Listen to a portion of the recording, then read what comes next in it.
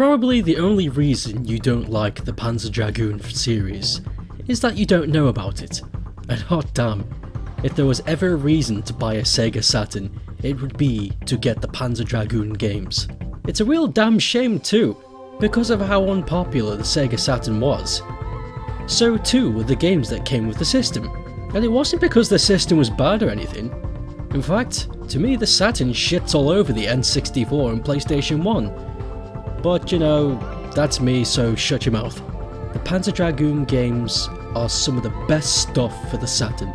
The first two games being amazingly made arcade rail shooter types with some incredible little things that make it worth remembering. But I'll talk about those two another time, because I'm here to talk about the third game, Panzer Dragoon Saga, and this time it isn't a rail shooter, it's a fully fledged RPG. Again, it's a shame that the Saturn wasn't as successful as the other two consoles at the time, because I think this game easily rivals the Final Fantasy games for the PlayStation 1. I know that's blasphemy to some, but that's just how I feel. Also, I want to talk about the drastic change they made. Taking the huge jump from rail shoot to RPG must have been a little strange, unless they had this whole thing planned up from the very beginning. But imagine if you took Halo, from being a first-person action shooter, and the next game they released was like a racing game that was, I don't know, similar to the Wipeout franchise, but Halo themed. You'd be a little confused, although that does sound pretty sweet. Like most RPGs, the game starts out with a huge cutscene, giving the story a little starter so you have an idea of the main character and what everything is. Also, the game is subtitled, it has its own language, so that's pretty neat. However, each and every character has its own individual voice and can be interacted with, which is fucking incredible at the time. Edge is our hero, who is a mercenary who has been hired by the Empire to guard this stinky little hole for some reason. After fighting a monster, you find a girl encased in stone in the cave face. But as soon as you discover that, some nasty bad guys show up, kill all of your friends and take the stone girl. So this game's premise is that it's a revenge story. So yeah, immediately it's a good idea, because revenge stories are sweet. Also, there's an awesome dragon that shows its face and you end up being best buddies with it. It's insane. So now you have a dragon friend, which is normal in the Panzer Dragoon games. I really don't want to give too much away in the story, because the story really is amazing. They could have made a movie out of this. Besides, you already know enough, so let's move on. The majority of the game is spent riding around in the air on your dragon, encountering battles, leveling up, becoming more badass. As you level up, you will eventually make your dragon evolve into something way more dangerous looking, kinda like Pokemon. But these changes do not happen often, which makes them extra special really. There is also an ability for you to change form in battle. You can change your dragon into whatever kind of dragon you like, depending on the stats that it gets. You can have a super defensive bulky type, a spiky thing that deals great damage, or a sleek looking one that has extra speed. You can mix and match however you want with your dragon, and you can make it look the way you want and suit it in the best stats for your combat. And you will be doing a lot of fighting, so get used to it. The battling mixes real-time and turn-based elements, with a graphic at the bottom of the screen showing you what you can do. On the left is your health and battle points, which will be deducted whenever you do a special attack or move. On the right of that is a radar showing where the safe place is to fly, green being safe, red being dangerous.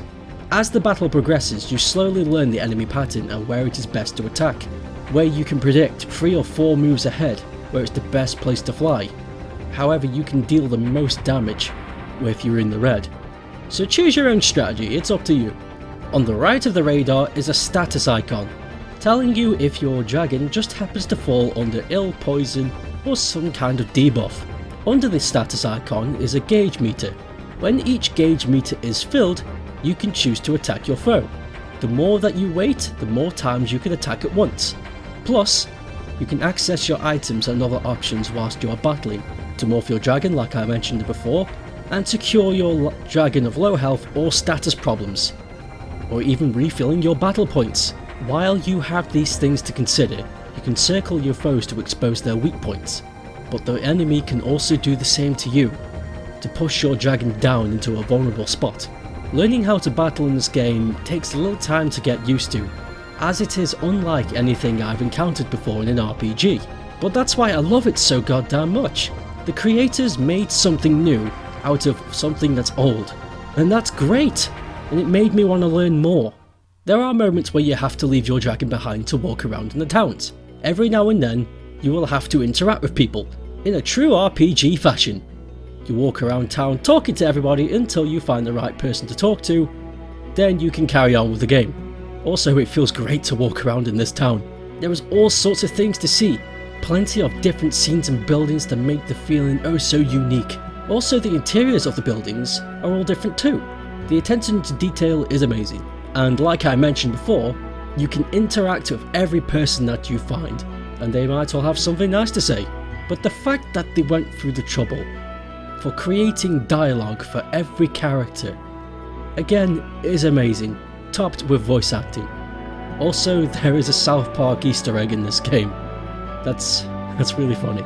And just like RPG games, you can visit shops and other places to purchase and trade items to help you on your journey. I know it's an obvious feature to mention, but I thought I'd mention it anyway because, you know, duh. The only gripe I have with this game is the lack of explanation. A lot of what you learn during the game is not much, and I'd love to hear and read more about the backstory about the Panzer Dragoon universe. And story-wise, for the events that happen presently within those titles are great too. But what the hell happened? I would love to know where all of this led to. Is it the future of Earth, or is it a different planet? Was there a war? And is that why everything is so barren and wasteland-like? I have so many questions, and really the only hint of the Panzer Dragoon lore that you get is at the end of this game, and I don't want to spoil it, so look into it yourself. Panzer Dragoon Saga is a hidden gem. There's no other way of simplifying it. It was only released on the Saturn, which wasn't a very popular thing to begin with, and has never been ported or re-released on modern systems. So your only hope to play this is to fork out a shit ton of cash to get an English copy on eBay, or you can get a cheaper Japanese copy from the same place. Or if you're confident enough in your tech skills with your PC and you think it can take it, why not try emulating it? But you didn't hear that from me because emulating is illegal, isn't it? To me, this is the best game for the system. Completely outmatches everything else on the Saturn, and that isn't an easy feat. And you know what else? It must have been really expensive to make this. Come to think of it, despite the Saturn's low popularity, Sega continued to pump out great titles. Man, you guys really used to care back then. Even if it put you in serious financial debt, you powered through. You can either call that brave or stupid, but you know what? I still haven't found anything that impressive from any other game company so far. So this game marks a milestone for that company, and also reminds me that we've got a long way to go before Sega gets their shit back together. Thank you for watching this video, and as always, if you want to watch a previous episode, click the big box. Follow me on Facebook and Twitter and subscribe if you want to.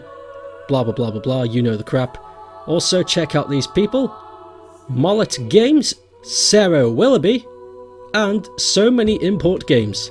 Check them out, pretty good. Do it. See you later.